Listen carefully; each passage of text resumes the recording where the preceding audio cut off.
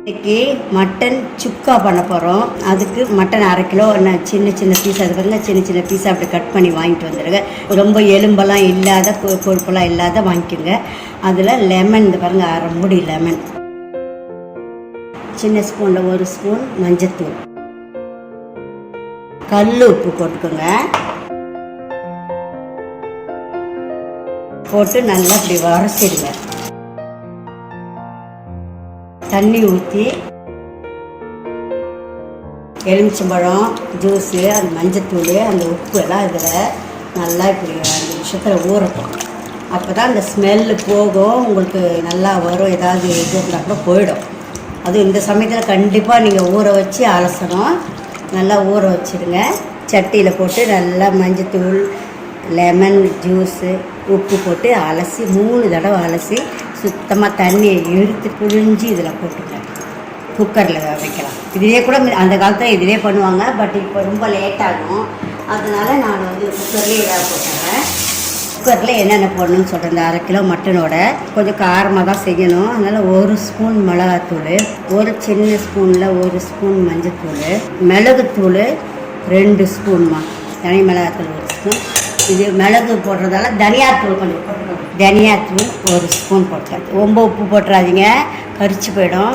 அந்த பாருங்கள் இவ்வளோ உப்பு பத்தலைன்னா அப்புறமா கூட போட்டுக்கலாம். அதனால் திட்டமாக போடுங்க உப்பு. இதுக்கு தேவையான பொருள் எல்லாம் போட்டேன். தண்ணி ரொம்ப ஊற்றக்கூடாது. இந்த பாருங்கள் இதை நல்லா அப்படி கலரிட்டு இது வேகிறதுக்காக தண்ணி தெளிச்சா போல் விட்டிங்கன்னா போதும். இந்த மட்டன்லேயும் தண்ணி விடும். அதனால் தண்ணி நிறைய போடக்கூடாது. குக்கரை மூடி வெயிட் போட்டு அடுப்பில் வச்சுருக்கேன். அப்புறம் தீயில் வச்சுருக்கேன். 2 விசில் வந்த உடனே குறைச்சிட்டு சின்ன அடுப்பில் சிம்மில் 10 நிமிஷம் போடுங்க. 10 நிமிஷம் போட்டிங்கன்னா கரெக்டாக இருக்கும். ஆஃப் பண்ணிடலாம். அதுக்கப்புறம் எப்படி பண்ணுறது, என்ன வறுக்கிறது, எப்படி வறுக்கிறது எல்லாம் நான் சொல்கிறேன்.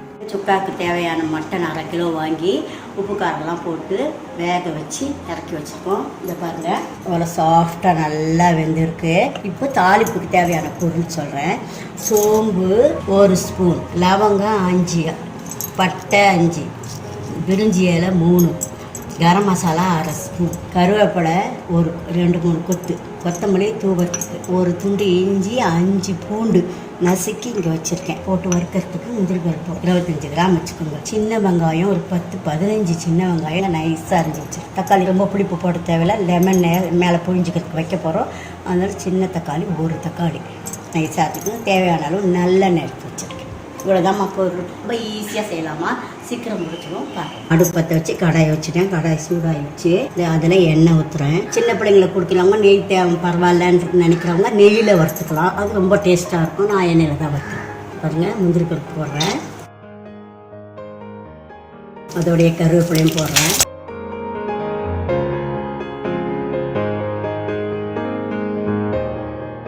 செவந்துடுச்சு. இப்போ எடுத்த உடனே இன்னும் நல்லா செவந்துடும். முந்திரி பருப்பு நல்லா முறுன்னு இருக்கும். அப்படியே எடுத்துடலாம். கருவேப்பிலை முந்திரி பருப்பும் கரெக்டாக அழகாக செவந்து நல்லா வந்துருக்கு. கருவேப்பிலை முறுன்னு இருக்குது. எடுத்து வச்சிடலாம். இப்போ நம்ம தாளிக்கிறதுக்கு வச்சுருக்க பட்டை, லவங்கம், பிரிஞ்சி இலை, சோம்பு எல்லாம் இதில் போட்டுடலாம். நான் திருப்பி கூட கொஞ்சம் எண்ணெய் ஊற்றிக்கிட்டேன். அது பொரிஞ்சிச்சு. இதில் இஞ்சி பூண்டு போட்டேன். இதில் நறுக்கி வச்சிடலாம். இது நல்லா வதங்கணும். அப்போ தான் சுக்காவாக வரலன்னா தொக்கா வந்துடும். அதனால தான் இன்னைக்கு கொஞ்சம் டைம் கொடுத்து இதை நல்லா வதக்கினேன்.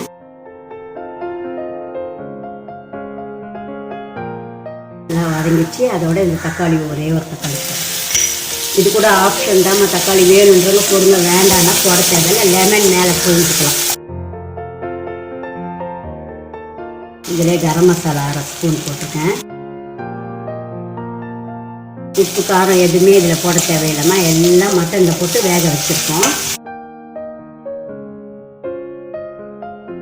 நல்லா வதங்கி வச்சு இப்போ இதில் இந்த வேக வச்ச மட்டனை போட்டு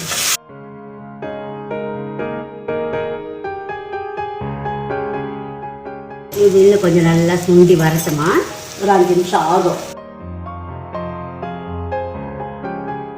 ஒரு 5 நிமிஷம் வந்துடுச்சு. எல்லாம் தனித்தனியாக இருக்கணும் மட்டன். கருவேப்பிலை, பாதி கருவேப்பிலை பாதி முந்திரி பருப்பு இதிலேயே போட்டு பரட்டிக்குங்க. மீதி பாதி கார்னிஷிங் வச்சுக்கணும். இந்த கொத்தமல்லியும் போட்டுடுறேன். நல்லா எண்ணெய் பிரிஞ்சு நல்லா மட்டன்லாம் தனித்தனியாக நல்லா சுருண்டு நல்லா வந்துடுச்சு.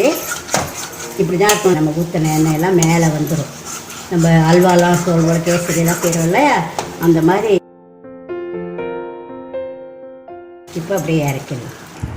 இதை பாருங்கள், மேலே முந்திரி பருப்பும் கருவேப்பிலையும் போட்டு கார்னிஷ் பண்ணுறேன்.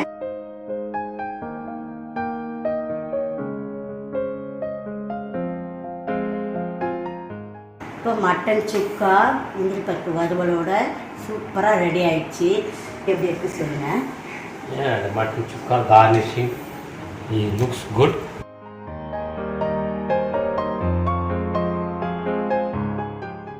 Mutton நல்லா சூப்பராக வந்திருக்கு. You can taste the pepper and the masala.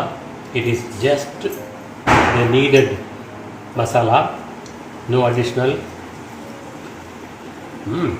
Crispy, tasty. It's a real mutton chukka varval. I like it. இது வந்து நான் சின்ன பிள்ளையில எங்கள் அம்மா இப்படி செஞ்சு கொடுப்பாங்க.